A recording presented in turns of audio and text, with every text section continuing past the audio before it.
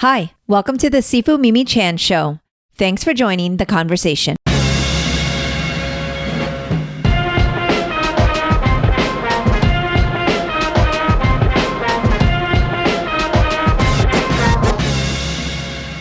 I had so much fun catching up with comics creator Brian Michael Bendis. His newest comic book with artist André Lima Araújo, Phenomena, is a gorgeous fantasy adventure series which just hit shelves on September 14th.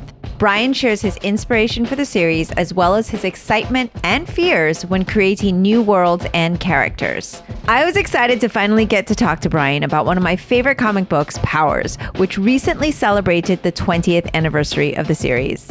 It's also so much fun talking to Brian about his comics community in Portland, who I am grateful to call many of them friends. The only downside to this conversation is that I ran out of time and have so much more to talk with Brian about. Not to worry, he has agreed to come back on the show, so there will be more Brian Bendis in the future. For those that don't already know, Brian Michael Bendis is an award-winning comics creator, Amazon and New York Times bestseller, and one of the most successful writers working in mainstream comics. Brian is best known for his work on Superman, Powers, Jessica Jones, Pearl, Iron Man, X-Men, and the list goes on. Our first conversation centered around his introduction of the multiracial Spider-Man, Miles Morales. I'm loving these conversations and hope you are too. If you are, please rate my podcast on your platform of choice and share it with others.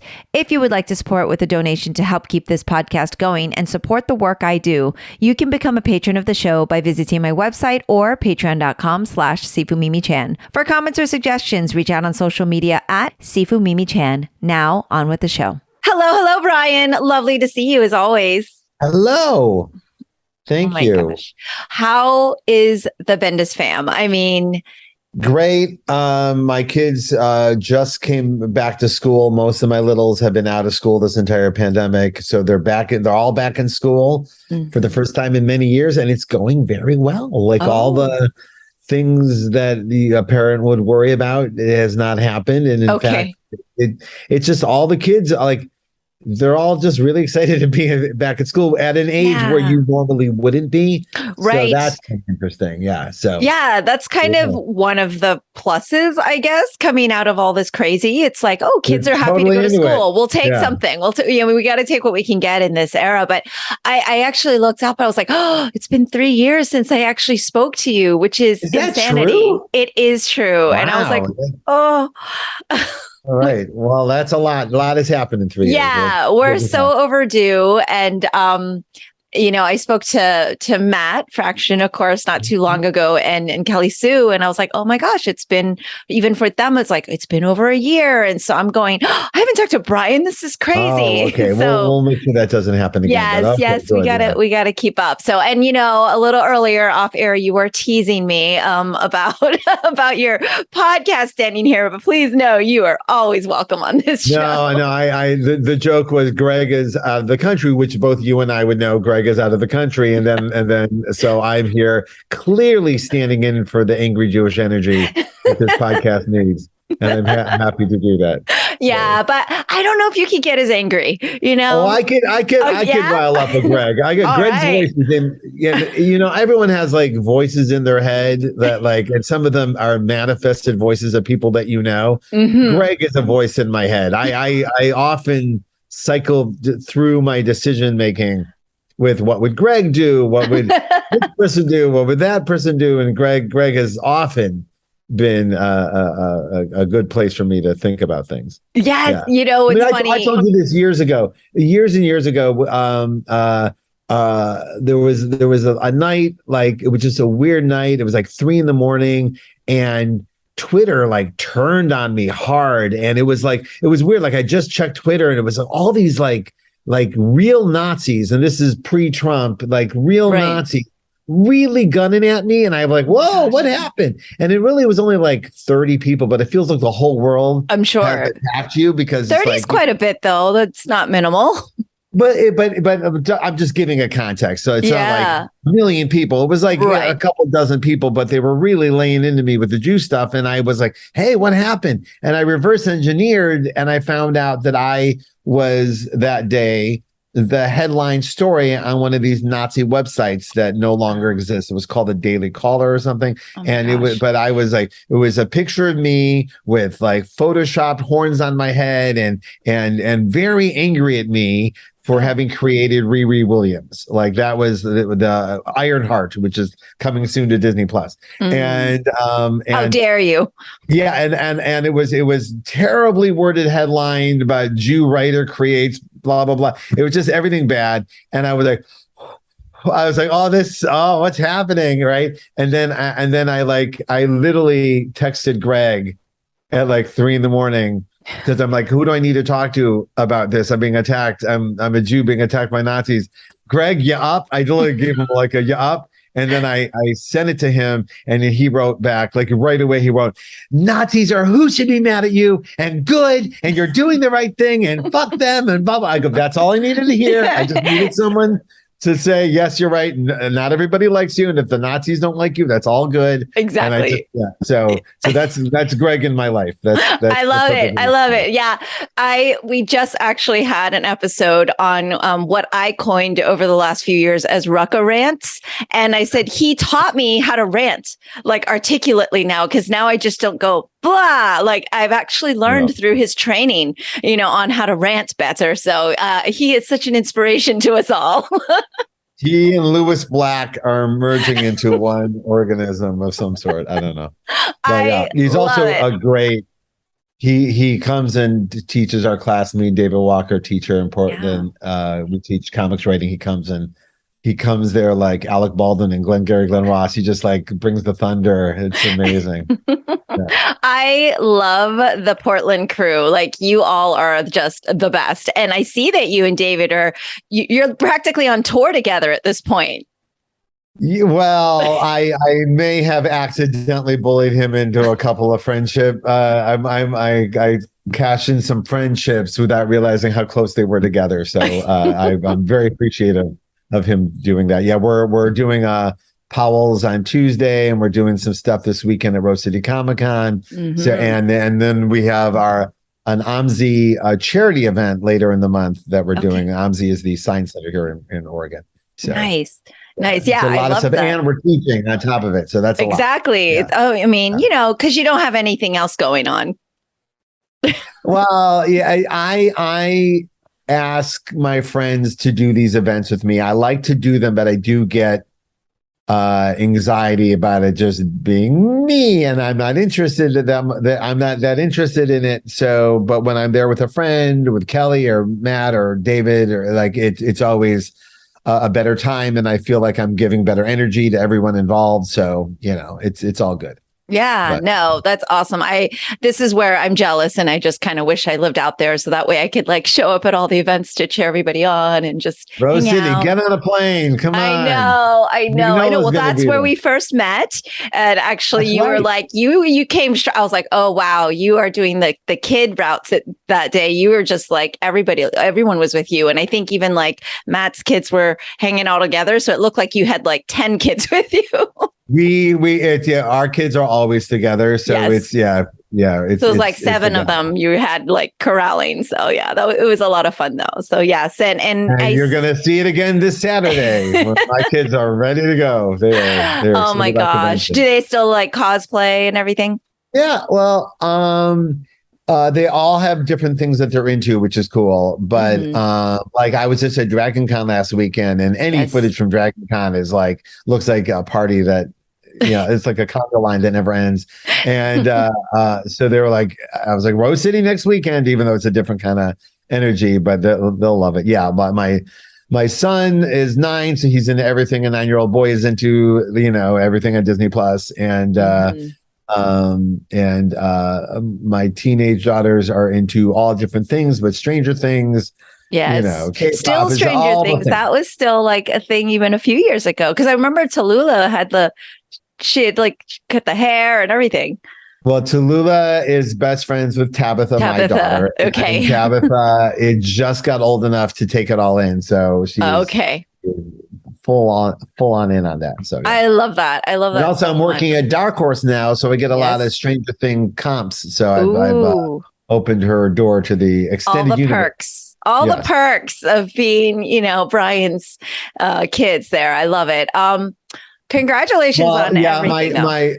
My 9-year-old did. He was on a Zoom with someone he knew during the pandemic and said, "Hey, where does your dad keep his million comic books?" And the kid's like, "What do you mean?" And he goes, "Don't you have a room for your Funko Pops and comic books?" And they're like, "No." And then that's when my son realized, "Oh, I live in a crazy person's house. This is what other people don't live like this." So, what? Now everybody doesn't have this? I don't understand. What do you mean? Any superhero you can think of, you can't just go upstairs and pull. Your dad hasn't written every superhero from every single verse. Yes. Yes. How fun is that, though? I mean, those are definitely perks. And I was going to say, and speaking of comics, like not just the traditional, because you literally have pretty much, I feel like, written every traditional comic character, but you're just still creating, and just it's amazing. I thank you for sending me Phenomena.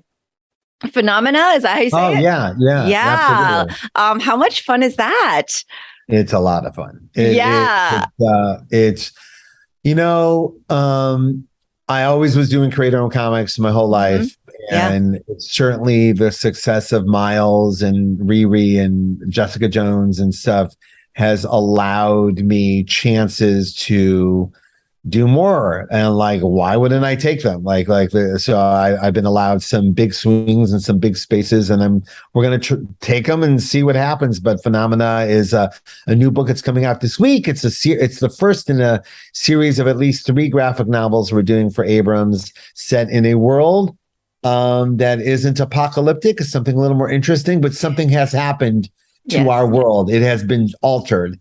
And slowly but surely over the course of the graphic novels, you find out what happened. But really, it's the story of Bolden and Spike, these 2 friends that journey through this magical world together. And, and with every turn of the page, we find out more about them and this world.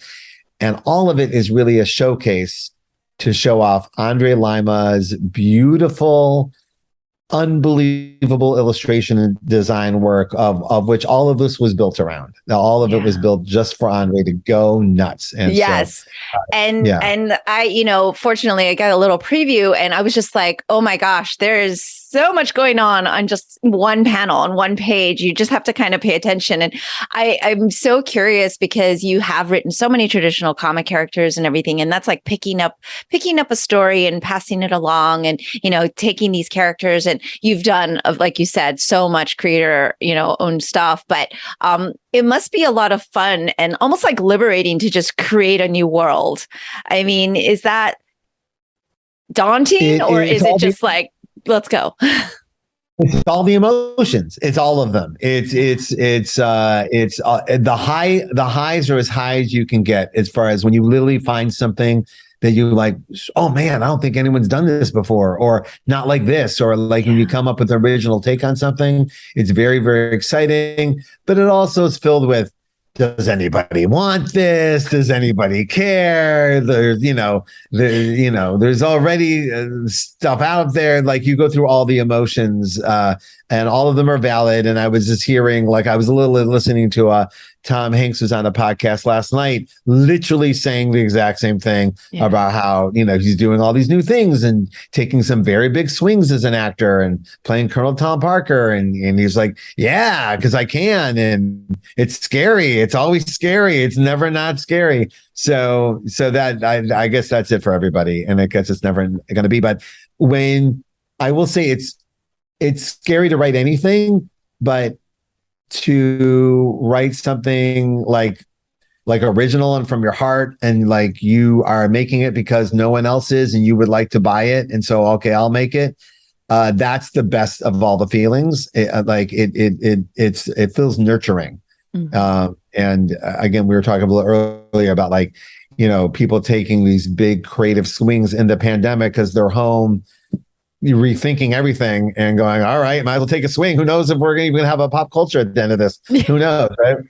So having joined my friends and trying to take some swings and to see what else I'm made of is pretty exciting. Yeah. But in this one, but this one particularly, to get back to André, it was, a lot of collaborations or you're holding hands together and you're both throwing things at the same time. In this regard, it was more like writing stuff specifically for André to go nuts. Like it's a script. I wrote a script, but it was based on work he'd already like designed, and it was about how can I prompt him up to do that which he's obviously set up to do and get out of the way as much as possible, but still tell a fun and exciting story. And when I was a kid, Frank Miller, who was like the most important person in my life, introduced us to a illustrator named G.F. Darrow on a book called Hardboiled.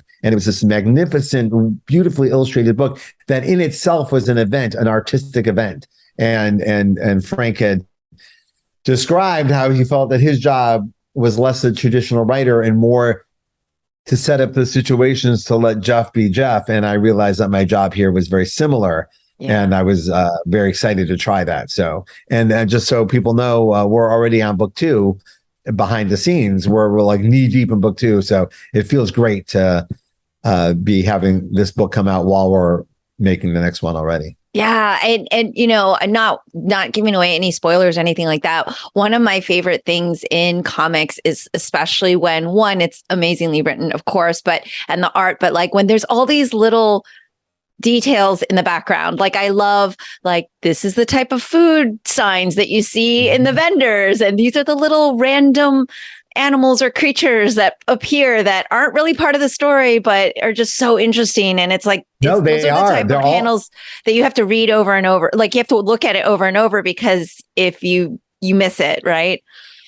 Well, all comics are like this, but in their best way, the visuals should be telling the story as much, if not harder, than the word balloons. And with a talent like André, we specifically less word balloons, more story in the design. Mm. So all of those little creatures and all of those little signs are actually hints and clues and pieces of the puzzle of what's happened and where we are. And also me going, I could put a word balloon over that, or I could not cover it up and let everyone just enjoy this beautiful artwork. So so it's you're trying to train the audience, and that's what, like, that big spread in the beginning. Mm-hmm. It's slow down. This is how we're telling this story. we're where's Waldoing it. So dive on in. Basically, and this is where I'm grateful for digital, because you can zoom in on all the pieces and look and explore, and especially if you're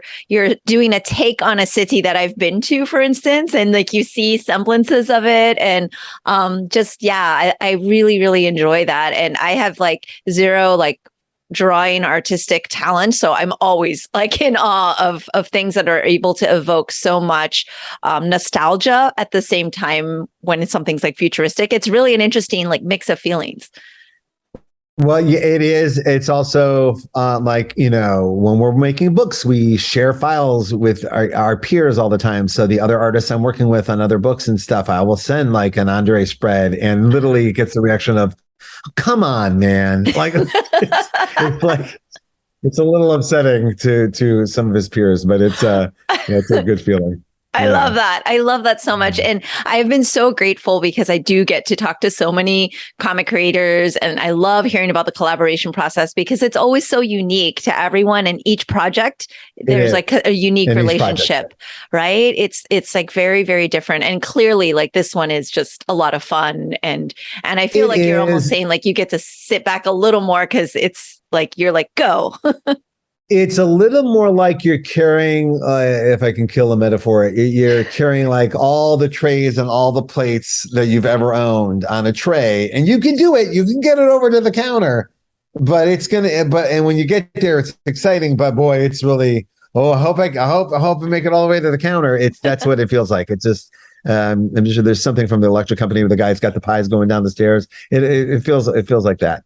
And again, it's. Collaboration can be a very intimate relationship. Mm-hmm.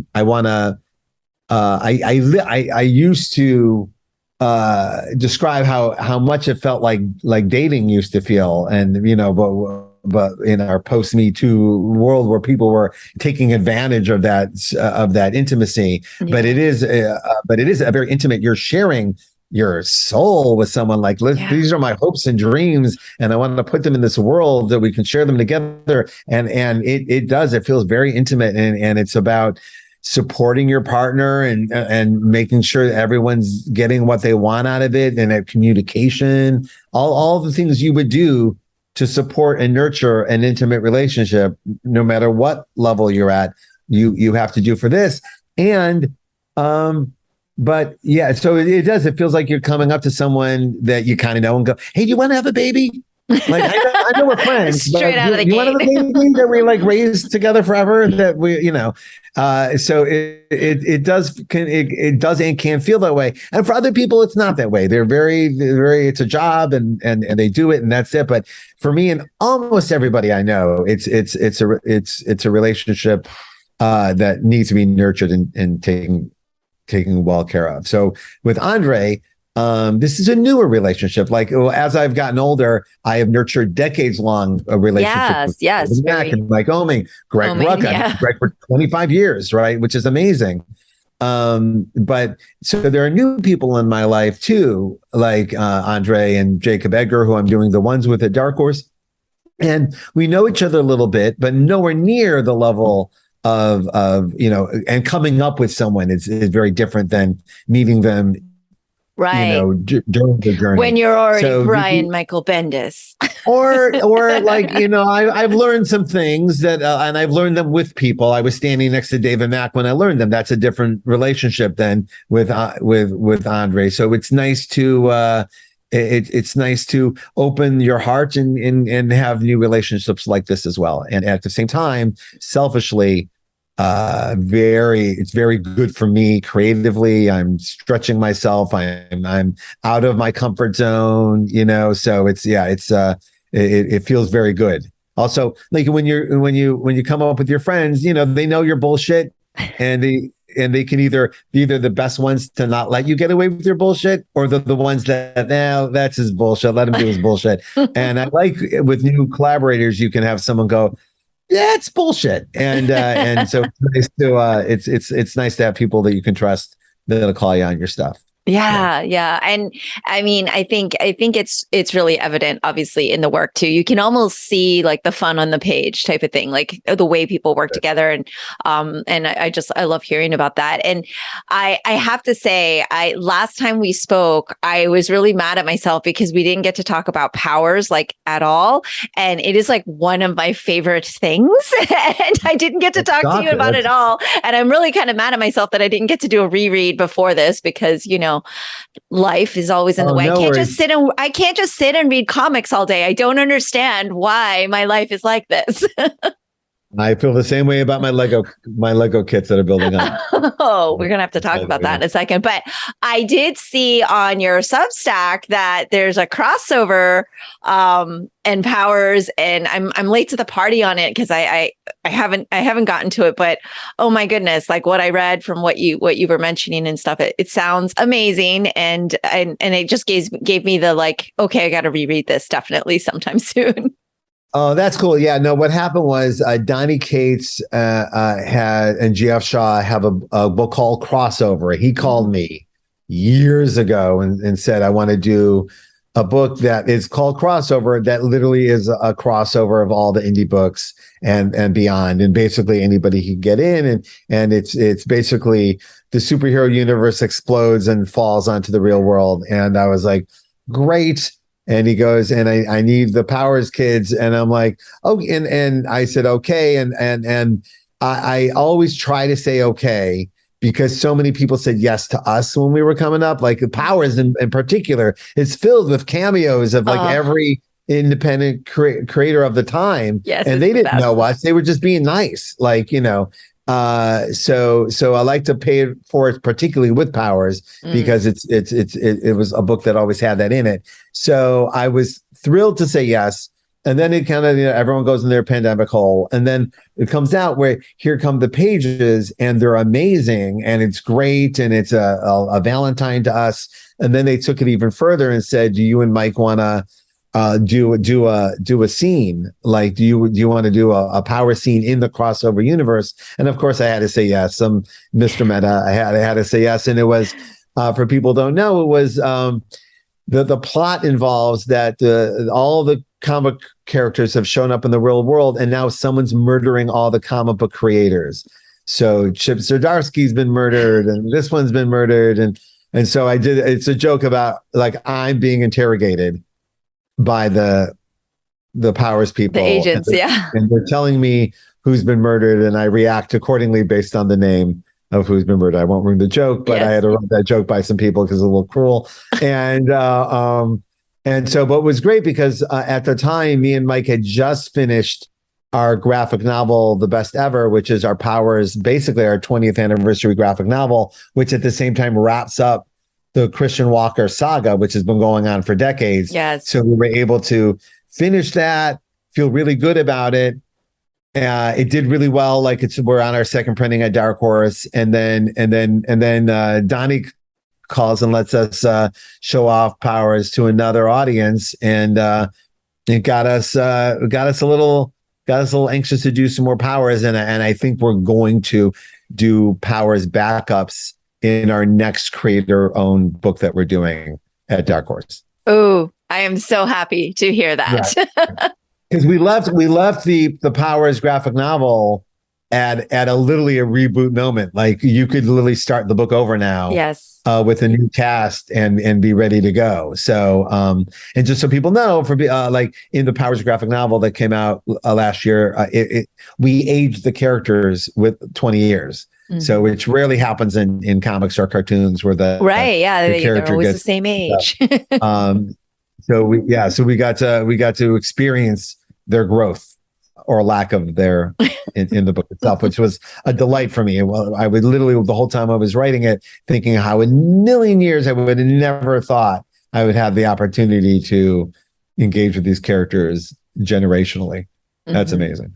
Yes. So thank you for bringing that up. Yeah. Oh my gosh. Yeah. Like I said, I was like, of course we did the Miles Morales thing. We went through the list of stuff. The first time I'm like, oh my gosh, I've got Brian on the show. I got to make sure. And then I was like, I can't believe we never talked about Powers. And it's been like on my list forever because it's so one of my favorite things. I really, really love that. And so I'm really glad it's actually perfect timing since now there's like you said, the 20th anniversary. And then I saw that on your Substack there was like a crossover and I saw the panels and it was hilarious. So I loved it. So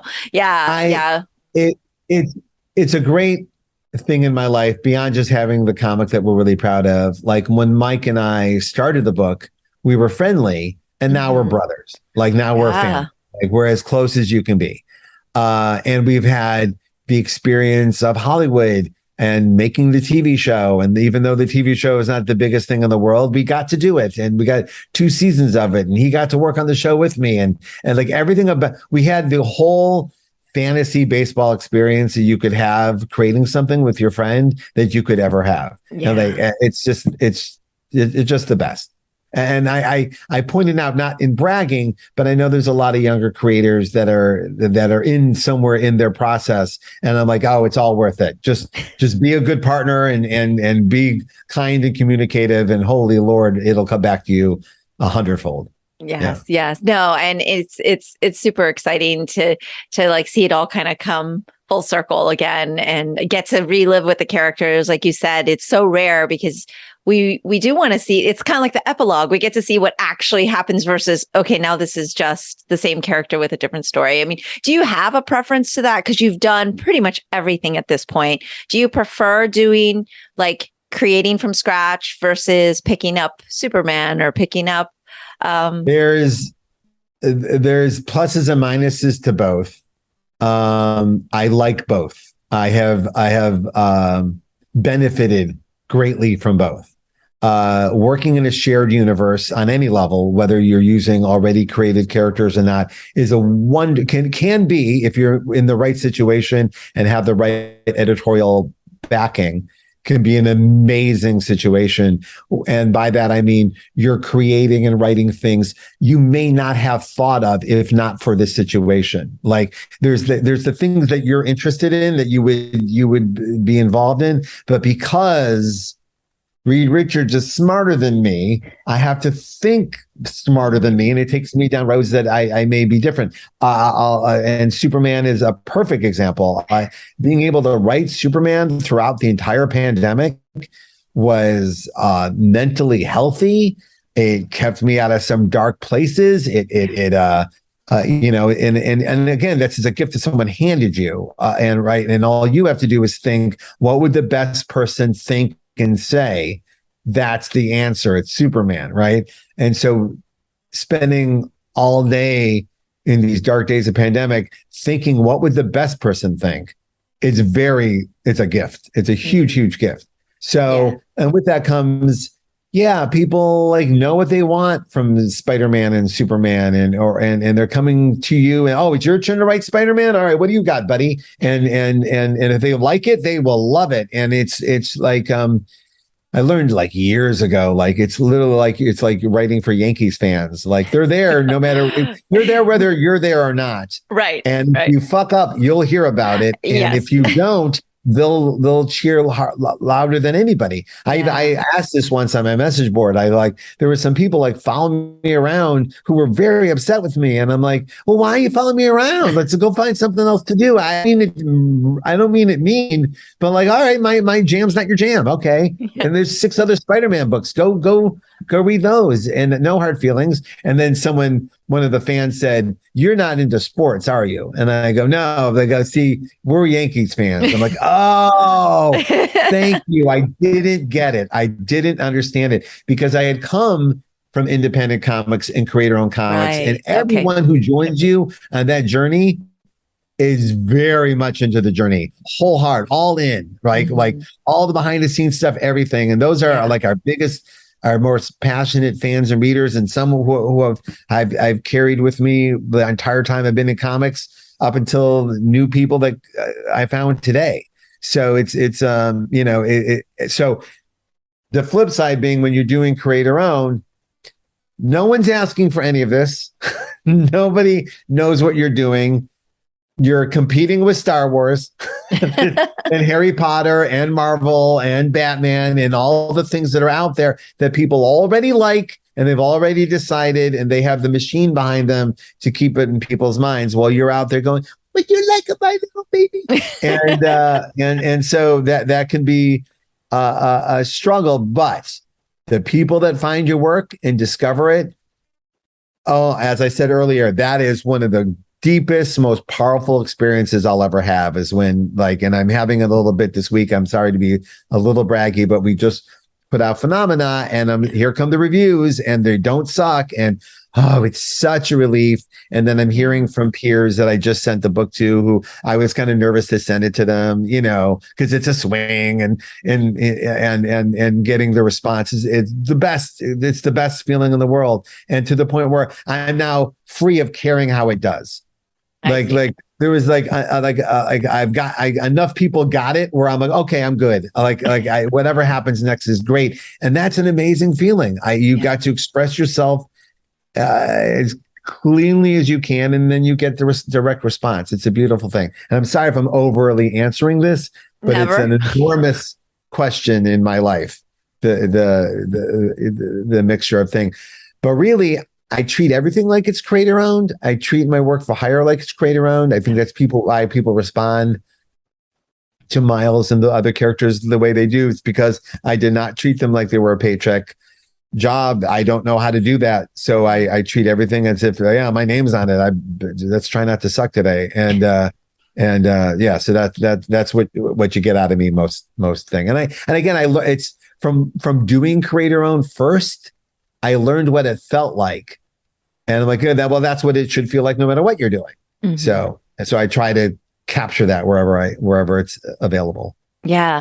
And so what is the nervous Brian like when, and you don't have to share, like, who do you set, what peers is it that gets to review your stuff that you get so nervous about getting that feedback from, or like because I'm guessing there's brutal honesty, and like the people you send it to, are going to actually give you not the pat on the back, like, oh yeah, it's great. Yeah, no, I benefited greatly even in my early days at Marvel. I can count on Joe to tell me if it sucks. Mm-hmm. That's very nice. Not all editors are up for that challenge. They just want you to get the work done and don't want to deal with the fallout of you being insulted or anything like that. So, which I understand. But you also need to know, hey, can you guys tell me if this sucks? Because a lot more people are going to see it than you, and I would like it not to suck when they see it. So I try to make it clear to everyone who knows me. Yeah, ego ain't part of this until it's out. Like, I have my name's on stuff all the time. I'm okay. I need this not to suck. That's So if I'm missing something, please let me know. So. We mentioned earlier, like all our Portland pals, like Matt and Kelly. I work very closely with Matt on other projects as well, and Mike Omi. Literally anyone you see that I work with, I can count on them with other projects as well, and we share each other's stuff all the time, and every once in a while, there's a couple projects where I'll save. Like, I know Alex Maleev will be the hardest audience on this project. Like, he is not built to like this. So I'll wait to show him that. I'll say, who's going to give me the business the most. And again, I think it's, I lucked out so hard in the time that I came into comics, where like I came in with Twitter. So like I kind of figured out like what I need from social media and what I need from my friends, and and I'm all in for creative, critique. That's why you put work out in the world. You want the feedback, right? So I'm into not just my friends and people who know what they're doing, but yeah, I put it out there. I would love to hear what you have to say, right? As long as you really read it. And you're not just because we do. No, I have people who are furious at me about something I did on Superman, and you can tell from what they're writing to me, they have not read my book and they heard about it. Right. And that's okay. Someone on the Chans or something told everyone I killed Lois Lane. Right. Oh. And to this day, people come at me, you kill Lois Lane, motherfucker. And I'm like, all right, so you don't read my work, and I can probably disregard this critique as valid. But it's hard because I would love for you to read it and come back to me with what you're thinking, but sometimes the internet's not the best source for the honest opinion. So I go to everyone, and every once in a while, you know what I do, and it's the most nervous I get is where I will reach out to someone I vaguely know in publishing and go, hi, I know you like this of mine, or someone who like I've had some interaction with, but I'm not friends with them. I go, hey, do you mind? Does this suck? And that's been some of the best feedback I've ever gotten from someone, because it's when someone who, not a stranger, but not someone I'm close with, and they go, oh, he must really need to hear this if he's asking me. And I'll get good feedback. So I highly recommend it to people, because as I've gotten older, it's getting a little harder to find people who will tell you the truth, and I appreciate that as well. So, if you have friends that'll tell you the truth, stick with them. Yes. Yeah. That's good to know. I want to hear about the Legos. It's just, it was just even pre-pandemic, it was our family stress relief. We loved building. My oldest daughter became quite the Lego master. And you can't see behind me here, but in my other, I have another room that's Lego crazy that it would be a little intense. You've seen, I think last time we talked, I had a Lego background. I may have, yeah. This one I just have, you can see there, that is a custom Lego build of the Spider-Verse movie poster. Yeah. Miles upside down. I literally went to a Lego store and they had this for display. And I was like, yeah, can I buy it? And they're like, oh no, it's just someone made it. We're just displaying. I go, I co-created Miles, and I'm going to gently bully you into giving me this because nobody wants it more than me in the whole world. Wow. So yeah, I that is a lot of fun. Yeah, but it's just a healthy hobby. Yeah, you know, building brick by brick, and yeah, it's good headspace when we're there. Absolutely. Yeah, I think the fact that I have so many sets not built speaks to, I must be in a healthy space. When you build them, you keep them built. You don't break them down, right? There's probably a lot of Lego life in your house. Yeah, there is. There's a Lego room. Greg has seen it. Yeah, yes. We have a Lego city that is slowly being built piece by piece. It starts with my daughter built the large Taj Mahal set. It's one of the biggest Lego sets, and we put the Beatles in it, and now the Beatles have created the multiverse out of it. So there goes Batman, there goes Doctor Strange. So we have a whole there's a story being told in our Legos. So I love that. That is so amazing. Yeah. I noticed and also just having Miles Legos in the world, like having Legos based on our characters is crazy. Yeah, that is so cool. Very cool. Very, very cool. I hope I get to see it one day. I noticed you've been doing a lot of conventions, and I was curious, like, because I didn't ask you straight out, but like, hopefully, obviously everyone's good. Like pandemic was okay for you, and clearly Superman kept you, like, he literally is hope. So that's kind of fascinating that you kind of shared that. But during the pandemic and everything, there were no conventions, obviously. And I remember I talked to Matt early on about it. He's like, yeah, I think it's going to definitely come back, though. I just don't know what it's going to look like. And so, how has that been, like, kind of because you were always very involved in conventions early on, and then there's already been iterations of how it's changed over time. And then, like, how has it been in these most recent ones? Well, yeah. So for a pandemic, I did no appearances, and I've also taken years off where I haven't done appearances in the past, and so it's always weird to come back into it, no matter what. But yeah. So this summer, like, I went to San Diego for a day, and that was literally because if I hate it, I'm leaving. Like I wasn't sure how much like I could handle. Like it's like San Diego, like. 2007 was a lot. Like I can't imagine what this was, but San Diego, even though there was an outbreak within our community, it seemed to have happened at the bar and not in the convention. The convention was very safe, and they did a very good job keeping everyone's masks on. I mean, literally, we were at a panel, and they came up to us at the panel and went to one of the people, mask on. I'm like, like that. They were like, while we're talking, they were great. So that went well. Highly recommend the Comic-Con Museum has a Spider-Man show going on right now that Ben Saunders put on.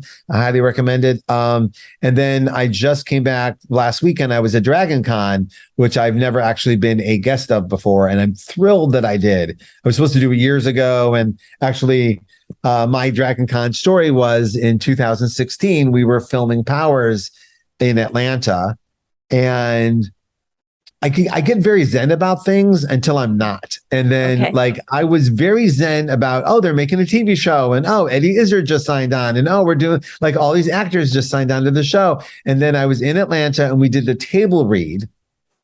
And at the table read, it fucking hit me. It's just, oh my God, we're making a Powers TV show. What the hell is going on? And, oh my God. And lo and behold, Kelly Sue was in town for Dragon Con. Okay. So and she was literally 2 hotels down from where I was staying.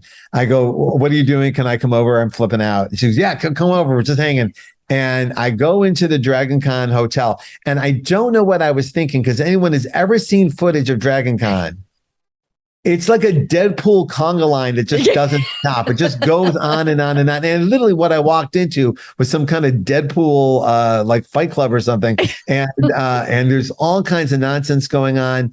And I literally, having some low-grade anxiety attack, run into just the pop culture madness. Just it's in your face.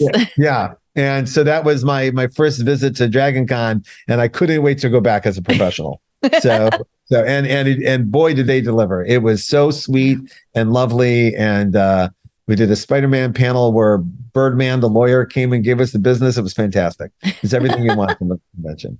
Yeah, and everyone was wonderful. And it does have that extra. I'm looking forward to if it happens this weekend in Rose City. There's this little extra. Everyone's really excited to see each other again. Like everyone's really happy. Like we're here and we're doing it. And even with masks on, we are here and this is and celebrating everything. So there's genuine extra energy. Yeah, reunion. It always is a bit of a reunion anyway. But then now I think there's just like this. Okay, we're ready to be out and about and everything. And I think I recall, like for you especially, is and in the work. For where you're at now, it's like a reunion. But I mean, initially, that was how people got noticed at conventions, right? That's how you got your workout. And I think that am I right? Your dad used to take you to conventions. And so like, is there like a nostalgia to like this whole, like where you're at now on the other side of the table type of thing? Well, that hit early. As soon as they let me be behind the table, like even in indie comics, I'm like, oh, I'm behind the table, like Walt Simonson. You do feel like it's a card table, but you feel like like some kind of moat or something. And but yeah, it's I early on like because when I was a kid, Walt Simonson, George Perez, other people were so nice to me. Like it's why I'm here, because they were so supportive. Like I know that's my number one job. That there's someone in the line. So there's someone in the line who's a little me, and they need to hear some nice words today. And they always show up. They always got the little book they've made, and it's very easy to sit down and give them a couple minutes and be Walt Simonson. That's literally the words in my head. I've typed them out. I've typed them publicly. I've embarrassed them publicly with this. But Walt was so nice to me when I was a kid. He literally, the story is I was a young man in Cleveland. My dad didn't take me to a lot of shows, but it was something he could do with divorced parents. What do you want to do? I want to go to a comic book show. Sure, we'll go to that's something I like to do. So we went to this show, it looked like a small basement show, like you have in any city anywhere. Mm-hmm. And John Toddleben, the artist of Swamp Thing, was there, and ends up being one of my favorite artists of all time. But at the time, I was young, and he was just starting Swamp Thing with Alan Moore, and that stuff is some of the best art that's ever been in a DC comic. But at the time, it was alarming to me. I was a John Byrne baby. I didn't like this evolved Bernie Wrightson style was beyond my taste at the moment. But to touch his physical artwork, to actually physically touch the art, to see what it really looked like and felt like, was a huge moment for me. And I spent like all afternoon just hassling this young artist with every question my little brain had about stuff. And he was being very nice to me and very cool and answered every question. And my dad said, boy, this convention seems really like lightly attended. There's nobody here, which is one of the reasons I could ask all my questions. There was literally nobody there. No line. and so he was stuck with me. And so he goes, oh, well, this is actually the Fallout room. This isn't the main room of the convention. The main room's across the street where Walt Simonson is. And I went, Walt Simonson. And I grabbed all my shit and I ran out of the room. I don't think I said goodbye. I was just like out. Yeah. And so I ran across the street to Walt. Actually, I talked about this in my TED Talk a little bit, and I'm doing a comic book about it as well, so I can embarrass him in all mediums that I can find. But I literally, I believe in my heart, I stormed past his line of people waiting for the Thors to get signed, and ran up to him all sweaty and said, "Hi, my name's Brian. I don't know what I'm doing, and help me." And he stopped what he was doing, and he took me behind the table, sat me down, went through my portfolio, engaged other people about my portfolio. We started having a talk about perspective and artwork and all the things. And whatever he said to me that day that was it. I was in. I was officially a comic book artist. Nothing was going to stop me. I was all in. He couldn't have been kinder, and I couldn't wait to walk up to him as an adult and say thank you, which I've been able to do quite a few times, and we worked together. But that feeling I had at that convention that Walt gave me, that it's carried me all these decades. I now know it's my job to, wherever I can, bring that in, and not that it's going to land that hard on That's not true. But you never know. I think it probably already has at this point. And then I'll be interviewing that person, and they'll give me the Brian Michael Bendis story about how you gave them the time of day. Well, I appreciate that. I do we teach too. So we get to teach kids and send them on their path on a very structured way. And that I'm excited about Rose City Comic-Con, because I get to see a lot of my students. Yes. We've been teaching for 12 years. So we have published students, and students have made it, and students that are just about to hit their moment. And we get to share that and celebrate that with them. It's cool. Yeah, that is a very satisfying thing, because as a teacher, a lot of times you don't get that instant gratification. And even though I think maybe it's different in comics than here, in martial arts, but they don't always really know what they're learning until years later. And then they go, hey, by the way, in that class I took, and wow. And so sometimes you got to wait literally 10 years, maybe longer, for that gratification as a teacher. But it's so great. The longer you wait, the better it is. Actually, it's absolutely fabulous to me. I love it. I do think they're similar. Certainly not a martial arts expert in any way, but it's a meditation. You're adding into someone's life's energy another purpose that will hopefully make them happy and spiritually enlightened. All of these things will. So that I think the connection has more connection there than you might think. Well, I just meant more that they already know that they're learning from Brian Michael Bendis. And so they may be like, oh my gosh, this is so amazing, right? Whereas I've got kids in my classroom, they're like, I don't care who this person is. Well, some are aware, like David and I have some wins under our belt, and we kind of we go, yeah. And I you know what? I would have loved to have learned from someone who is actively doing that which I want to do, because you're not talking in the abstract. I have some friends that their teacher literally hasn't been doing that for 20 years. Right. So things have moved on since the thing you learned 20 years ago. Yeah. So being actively involved in not only the superhero market, but in the independent market and the bookstore market allows both David and I we have a lot of experience to offer a class, because some of our class, it's interesting. 15 years ago, everyone wanted to grow up in Millar. Then 10 years ago, everyone wanted to grow up to be Brian O'Malley, right? There was everyone wanted to do their version of Scott Pilgrim, right? And then everyone wants to do manga. And everyone wants to do their webcomic. So there's always a thing that they're into, and it's not necessarily superhero comics at all.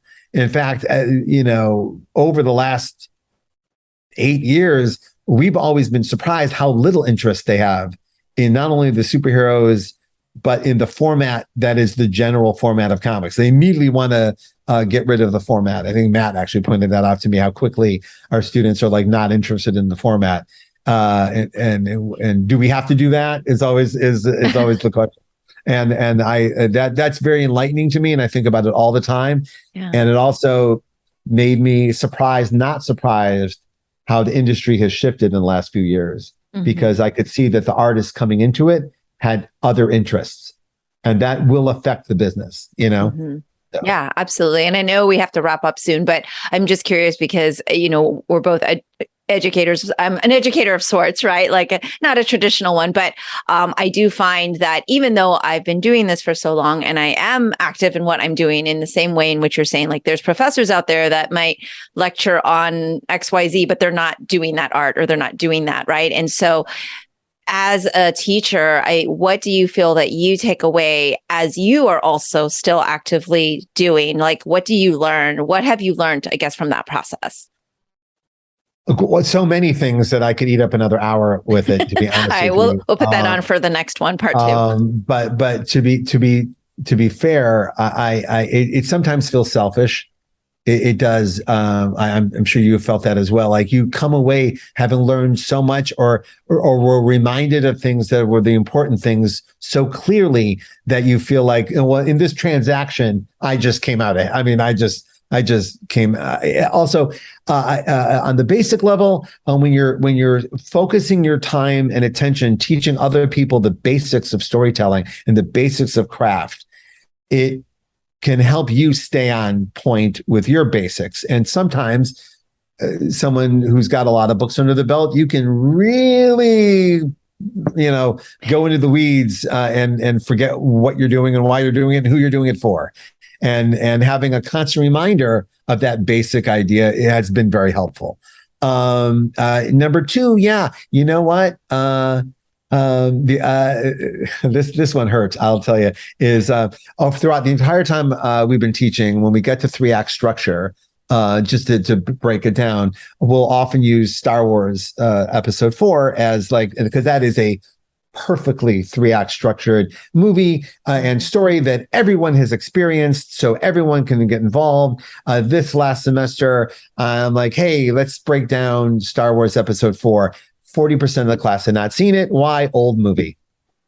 Oh, my heart. And they go, oh, I'm gonna see it, but I'm 19 years old. That movie came out 40 years ago. There's stuff I haven't seen The Matrix yet. And I literally, as soon as they said that, I was like, yeah, I'm gonna put my head down. My husband and I all the time, he's constantly quoting 80s movies or before. And I'm like, you're talking to kids that have no idea what you're saying right now. Yeah. So I will say I may have been the last one out of the pool, but because I teach, I have let go of my Ghostbusters references. Even though there's a new one, though.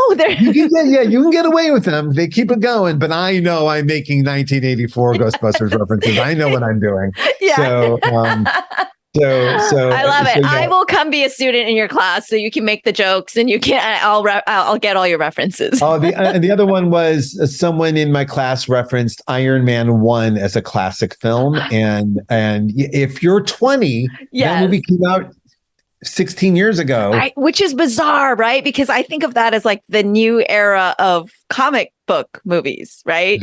That's because that old. Was a kid. Yeah, thanks. We're going to figure it out after we hung up, but this is what we're wrestling with here. Is I knew oldness would reveal itself somehow, and I thought it would be me yelling at Siri, but instead it's revealed itself to be this is the pop culture. So between my students and my children, I am deeply grateful that my pop culture reference is more modern than it absolutely would be without them. 100%. And to wrap up, I did also notice that you loved, because literally I brought this up, or maybe he did, but Ed Brubaker spent 30 minutes talking to me about season 1 of Only Murders in the Building. Oh, can I do season 2? And then I was like, oh man, I need Brian to do season 2. But of course, I'm bringing it up 2 minutes into before you probably have to. You haven't seen season 2 yet? I have. Okay. Well, I loved it. Top to bottom loved it. It to a point where it felt like I literally asked friends, do you guys see Tina Fey and Sting too? And they go, what do you mean? I go, it just feels like the algorithm is giving me everything I like in one show. And it's so specifically me that I was wondering if maybe you guys see different people. It's like some kind of magic algorithm show that just gives you whatever you want. I am Martin Short any day of the week, and Steve Martin, of course. But since Three Amigos to now, my husband and I quote Three Amigos probably on a daily basis. And this goes back to our quoting thing. And it's people never know what the heck we're talking about. So just them is magic. But isn't it beautiful? I'm a giant Steve Martin, the writer fan. I've been a fan of his writing forever. And every 10 years, Steve Martin rolls up his sleeves and belts one out of the park as a writer. He's like, now I've decided again. Here I go. The Picasso play, if you've ever read it, it's go. You can get it online. It is such a fun read. It's Einstein and Picasso had met once in a bar, and he did a play about it. And it's wonderful. And he also wrote a book called Still Standing Up, which is everything that happened to him until he became crazy famous for all. Like, it's about how he was doing the same act for 7 years. And then one day it was to a stadium. Like what the hell? Like, so that journey is amazing. So for him, Steve Martin, to be looking at his friend Martin Short and knowing exactly what's funny about Martin Short and what other people have missed and you can only capture it on talk shows sometimes, and for him to find a character and specifically craft it to that really dry thing that he does now is it's so wonderful to watch. And I know it's we do that as collaborators. I'm going to write something for my friend and they're going to kick ass on this because this is written for them. Yeah. And so to feel that in that show is amazing. And also having worked in genre my whole life, we're watching genre fall apart on us in the best way. It's all going away. I'm so excited about it. Like Barry and Only Murders in the Building and the After Party and like murder comedy is a genre now, and it's my favorite. I absolutely love it. I also will tell you, there's another show. There's two other shows I love equally. Okay. Only Murders in the Building that I discovered recently. One is called The Bear on FX. The cooking. Hulu. Have you seen it? I haven't. It's on my. It is not about cooking. They are cooking, but that is not what that show's about. It is. Oh my God. Yeah. So people said they love it. Yeah. Yeah. It's got the energy of Uncut Gems, which is like this anxious comedic energy that someone might die right now. It's really a dangerous energy, and I absolutely love it. I can't recommend it higher. Okay. And then there's another show on FX called The Old Man, starring Jeff Bridges. Oh, and that's another one.